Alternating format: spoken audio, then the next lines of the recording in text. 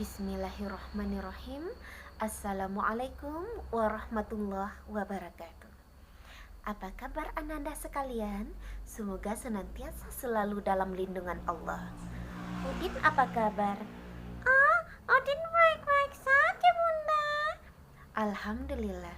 Itu Udin sedang minum apa? Oh, ini air zam-zam. Oleh-oleh dari nenek balik dari Mekah kemarin. Oh, air zam-zam ya? Tapi Udin tidak tahu kenapa ini dinamakan air zam-zam. Oh, begitu. Berarti Udin belum tahu sejarah kisah sumur Zam-Zam. Kalau begitu, biar Bunda ceritakan dan Udin dengarkan dengan baik. Dikisahkan Nabi Ibrahim alaihi salam menginginkan keturunan sudah sangat lama sekali, tetapi keinginannya tersebut belum terkabulkan. Kemudian beliau berdoa dengan sungguh-sungguh kepada Allah agar Allah menganugerahkan beliau seorang keturunan agar dapat melanjutkan risalahnya. Beliau juga bernazar, apabila dia diberikan keturunan, maka beliau akan mengorbankan apa yang paling dicintainya. Allah menjawab doa Nabi Ibrahim. Tidak lama kemudian, istri Nabi Ibrahim yang bernama Hajar hamil dan melahirkan seorang anak laki-laki yang sangat tampan sekali yang bernama Ismail. Oh, Nabi Ismail ya? Ya, Nabi Ismail.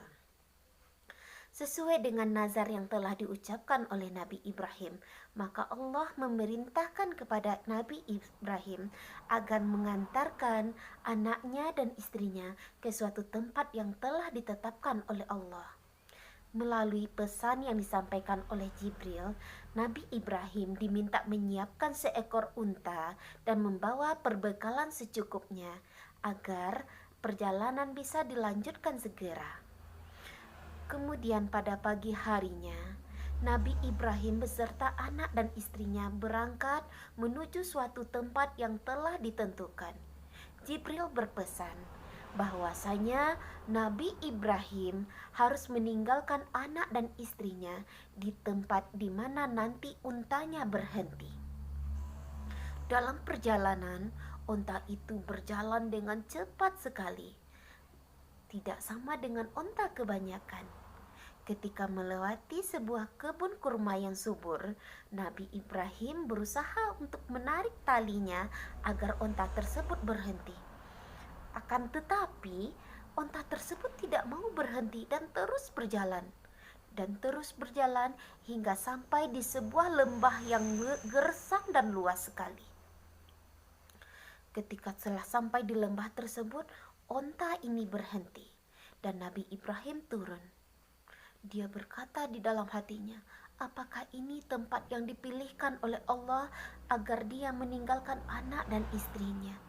Di dalam hatinya mulai terasa keraguan. Kemudian Bunda Hajar bertanya kepada Nabi Ibrahim, apakah engkau akan meninggalkan kami di sini? Nabi Ibrahim tidak sanggup untuk menjawabnya. Lidahnya terasa keluh. Kemudian Bunda Hajar bertanya kembali, apakah ini merupakan perintah Allah? Ya, jawab Nabi Ibrahim. Akhirnya Bunda Hajar berkata, kalau ini memang perintah Allah, insya Allah kami akan ikhlas menjalaninya. Kemudian Nabi Ibrahim kembali pulang dan dia berdoa kepada Allah agar Allah menjaga anak dan istrinya. Ya Allah, sesungguhnya aku telah menempatkan sebagian keturunanku di wilayah yang gersang yang tidak ada buah-buahan. Dan dia bermohon kepada Allah agar Allah menjaga anaknya dan mencondongkan hati manusia terhadap mereka. Dilanjutkan kisahnya ya. Oh, kasihan sekali. Tinggalnya di tempat yang gersang ya? Ya, panas semakin terik. Sekarang Ismail mulai merasakan kehausan. Dia menangis dengan sangat kencang. Oe, oe, oe, oe. Bunda Siti Hajar merasa kasihan. Air susunya juga sudah mengering. Bunda Siti Hajar segera berlari ke Bukit Safa untuk mencari air, tetapi tidak ditemukan. Kemudian ia berlari lagi ke Bukit Marwah dan juga tidak ditemukan. Hal ini berlangsung hingga 7 kali. Kemudian Bunda Siti Hajar merasa tertegun karena tiba-tiba Ismail berhenti dari menangis. Ketika Bunda Hajar mendekati, terlihatlah dari bekas hentakan-hentakan kaki kecil Nabi Ismail keluar mata air yang memancarkan air yang sangat jernih dan besar. Air itulah yang dinamakan air Zam-Zam. Karena khawatir air ini akan kembali meresap di pasir, segeralah Bunda Hajar menggali tanah di sekitarnya dan mengumpulkan batu-batuan dan membuat sumur untuk menampung air itu. Berkatalah Bunda Hajar, "Zam, zam, zam, zam." Karena itu dinamakan sumur Zam-Zam. Oh, gitu. Ya, Udin. Kemudian dengan air itulah Nabi Ismail dan Bunda Hajar melanjutkan kehidupannya. Suatu ketika ada serombongan kabilah yang tersesat di dalam perjalanan. Mereka juga kehabisan bekal dan makanan. Kemudian pimpinan dari kabilah tersebut melihat ada sekumpulan burung yang berputar-putar di suatu tempat. Oh, berarti di sana mungkin ada makanan atau sumber air. Pimpinan kabilah ini berusaha mencari jalan menuju tempat tersebut. Dan alangkah terkejutnya mereka ketika mendapati ada seorang ibu dengan bayi yang sangat kecil. "Oh, itu Bunda Hajar dan Ismail." Ya, itu Bunda Hajar dan Nabi Ismail. Kemudian pimpinan kabilah tadi bertanya, "Wahai ibu, siapakah engkau dan siapakah bayi kecil itu?" Bunda Hajar menjawab, "Saya Hajar dan ini adalah Ismail. Ayah dari bayi saya ini adalah Ibrahim." "Oh, ibu, bolehkah kami mengambil air yang engkau miliki karena kami kehabisan bekal?" Dengan senang hati Bunda Hajar mempersilahkan kabilah tersebut mengambil air itu sepuasnya. Luar biasa sekali Udin. Dengan meminum air tersebut hilanglah seluruh dahaga dan rasa lapar yang dirasakan oleh kabilah tadi. Kemudian kabilah tadi mengatakan terima kasih kepada Bunda Hajar.